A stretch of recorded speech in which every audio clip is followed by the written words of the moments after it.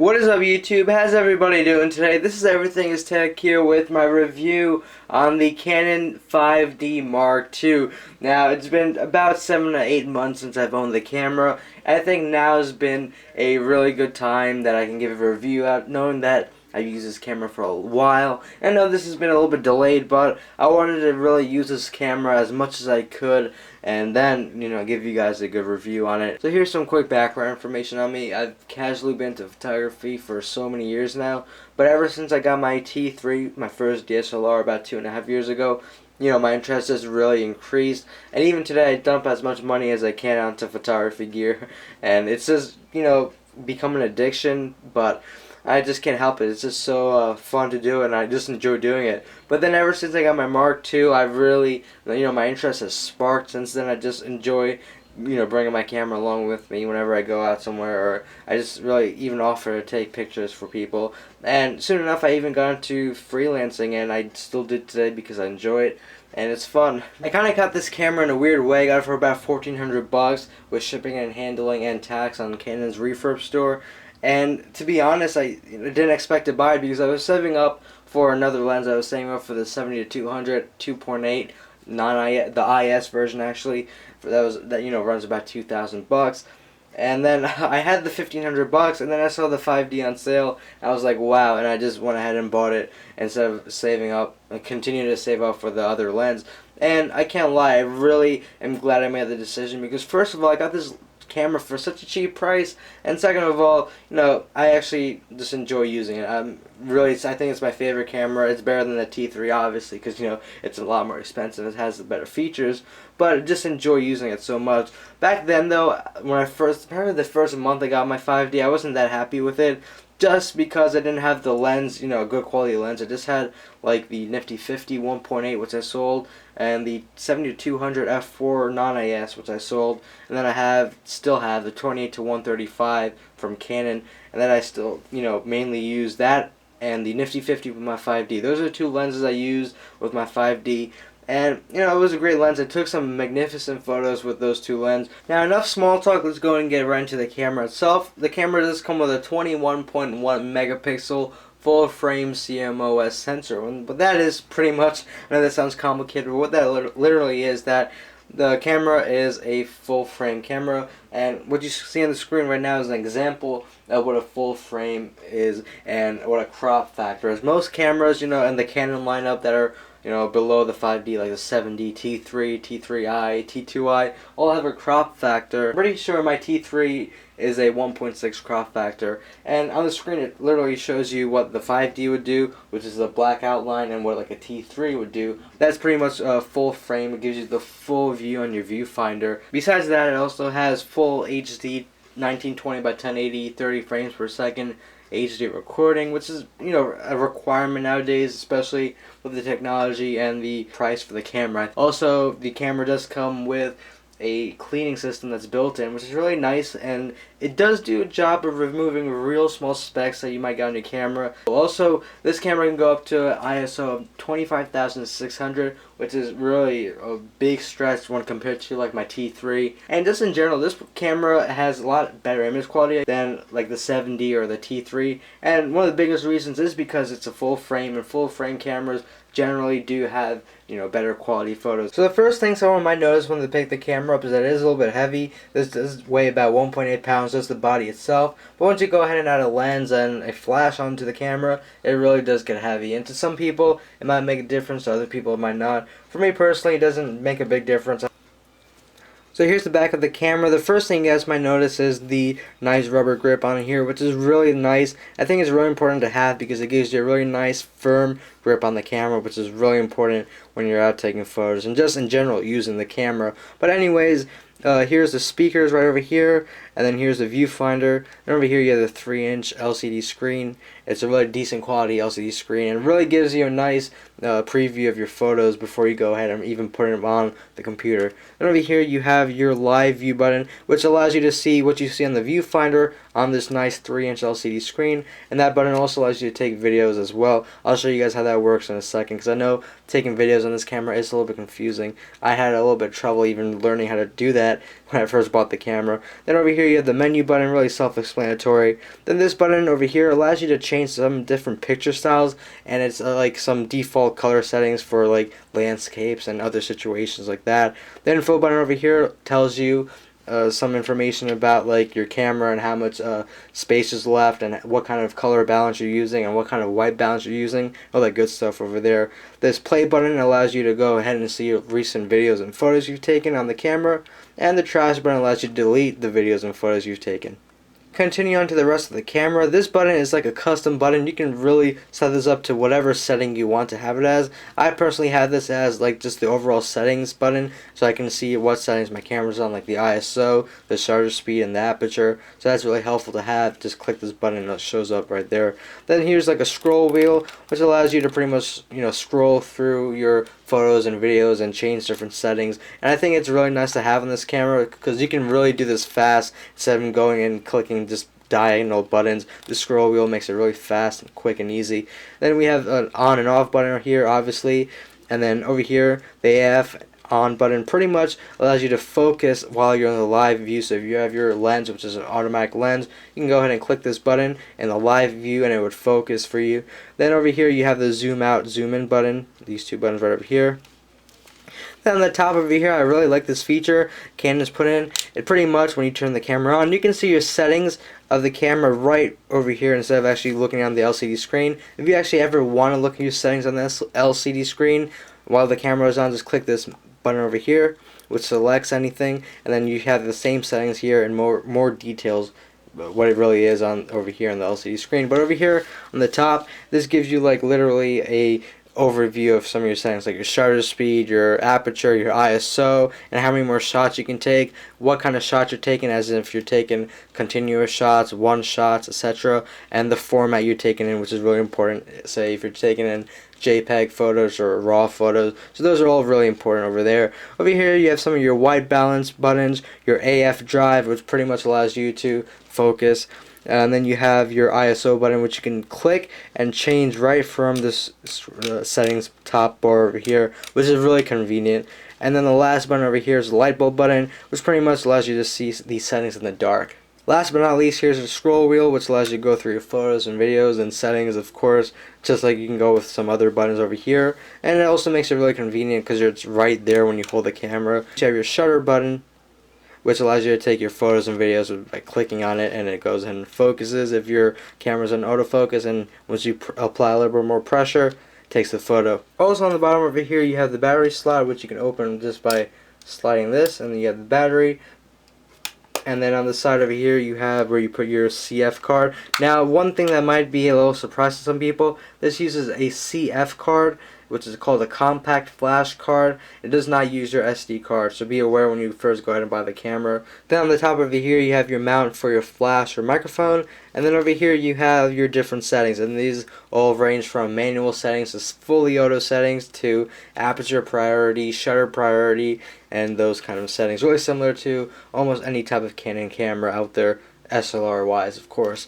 Then on the side over here, finally, last but not least, all the ports and inputs in your camera. You have a flash input right here on the top, then a remote input over here, then a microphone input over here, and then an AV input over here. And the AV cables do come with the camera, but the quality on the TV is not that good at all, so you know, it's not really worth even using. Then you have the USB cable here, and last but not least, you have an HDMI cable, but be warned that you have to buy your own HDMI cable for the camera. It does not come with, you cannot use like a normal HDMI cable. I think the HDMI cable specific to this camera runs about 20 bucks, which I think you can use on all Canon DSLRs. So this has been the look at the 5D. Now let's go ahead and get into the interface. Now one of the sweet spots of the camera is its interface, and I know some people might really be scared when they look at the camera with all the buttons and the interface, but I'm being really honest. Once you first look at the camera, it'll definitely be a little bit scary to use and everything. Once you actually understand what each button does and the features of the camera,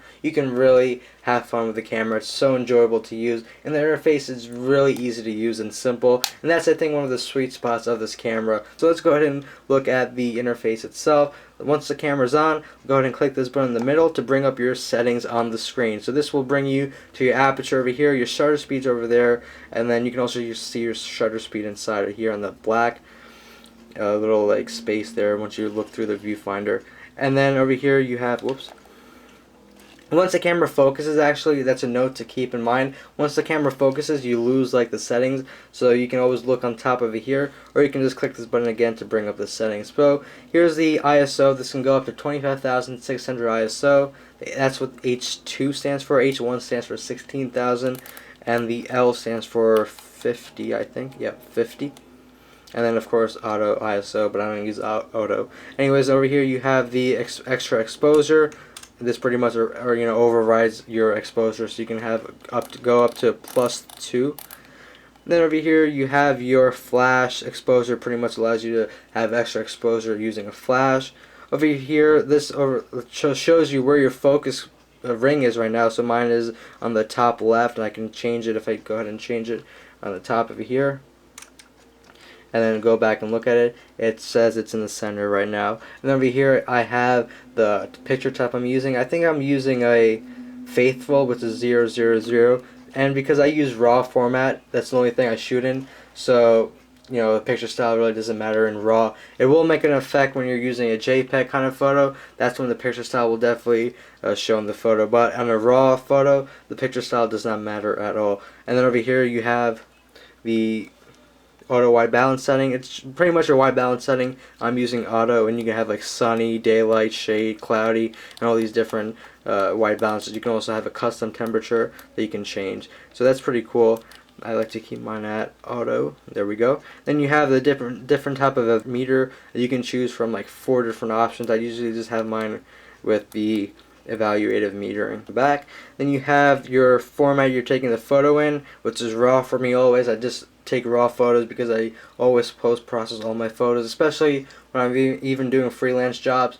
I'm always shooting in RAW because I do take the time to post-process my photos. Format just allows you to do so much more with your photos than with JPEG. I would encourage anyone to shoot RAW. Then over here you have continuous shooting, your one-shot single shooting, and then your timers, and this you can set the timer to 10 seconds. I think you can change this. You might be able to change in the custom menu, but you have a self timer for 10 seconds and then 2 seconds.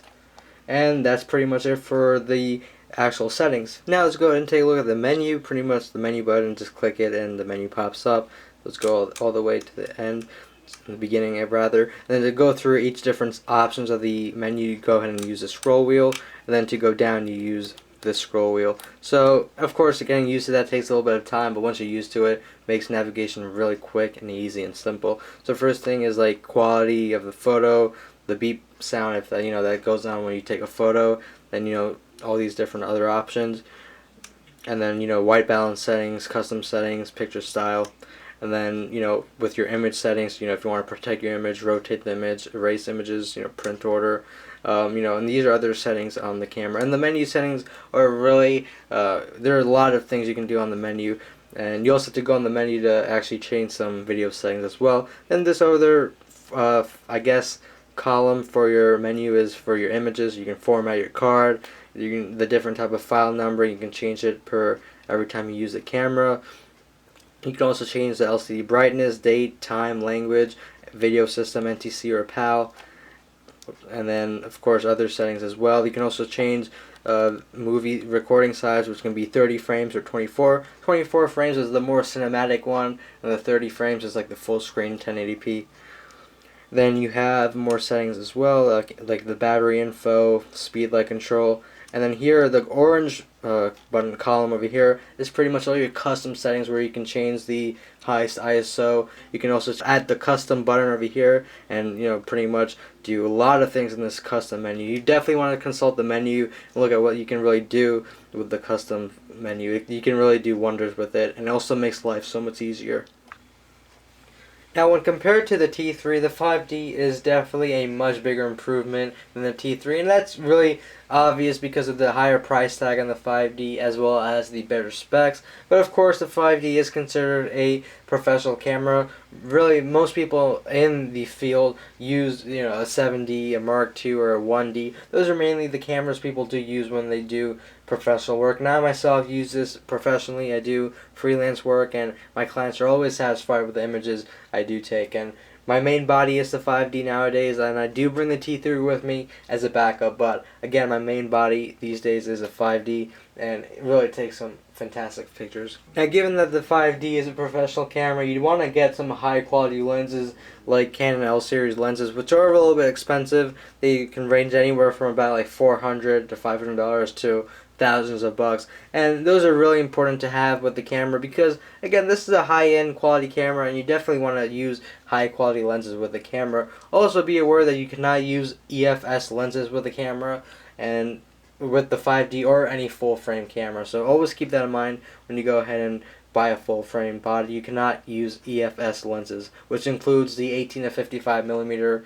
kit lenses you get with most lower end DSLR cameras. Now, all that being said, most people want to know how the photos come out with this camera, and I'll be quite honest, photos quality on this camera is as good as your ability to take photos. That includes your knowledge on, how to take photos, your knowledge on the settings to use to take photos, like the aperture, what kind of shutter speed is needed for what kind of situation, what kind of aperture is needed, what kind of ISO you need. All those play a big part in how your photos come out.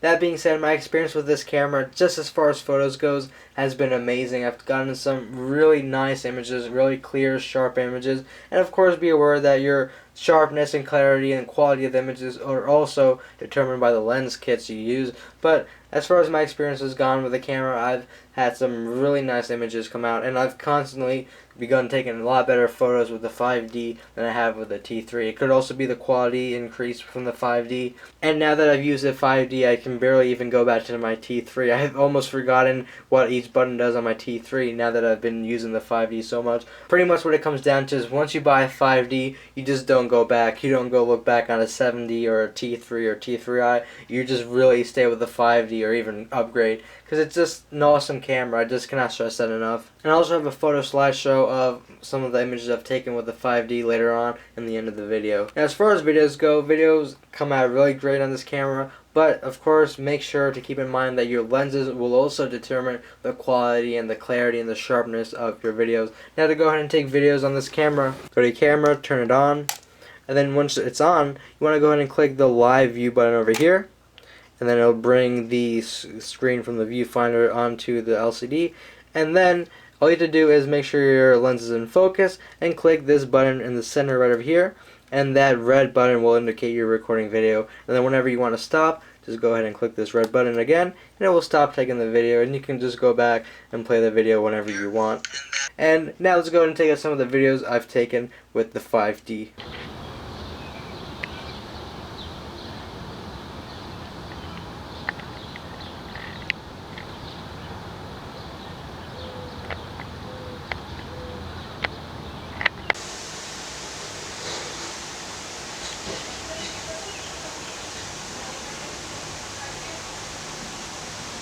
So what it comes down to is that this camera is amazing, and that's all I can say. My review on this camera is really positive. I've had this camera for 7 months, haven't had any problems with it. I've had really positive experience with it, and just enjoy using it. It's an awesome camera. I just really cannot put this down, and honestly I cannot go back to even using my T3 after I use the 5D. It's just so much fun to use, so easy to use, and really simple once you really get the hang of it. As far as the battery life goes on this camera, it's amazing. I always used to brag of how the T3 battery life is, but the 5D battery life is a little bit better. I can go days without even charging the battery. I've taken, I think, about 1,000 photos with just one battery life, and that's really awesome for me. I don't have to always go ahead and charge the battery life, or charge the battery rather, on this camera. That's awesome. So the battery life on this is amazing. The camera itself is amazing. So what more can you ask for? Now, as far as the price goes, it is a little bit pricey. I definitely got really lucky when I had and purchased my camera. But of course, this camera runs for about $1,800, just the body itself. And if you want to go ahead and get the 24 to 105 millimeter camera from Canon, I think that costs about $700 on the side. But as far as just the body goes, it's definitely worth it in my opinion. The $1,500 or $1,700 you're gonna pay for it, it's definitely a steal in my opinion. So I hope you guys enjoyed my review. If you guys have any questions, please feel free to message me or leave a comment. I'll definitely get back to you guys as soon as possible. And stay tuned for the picture slideshow.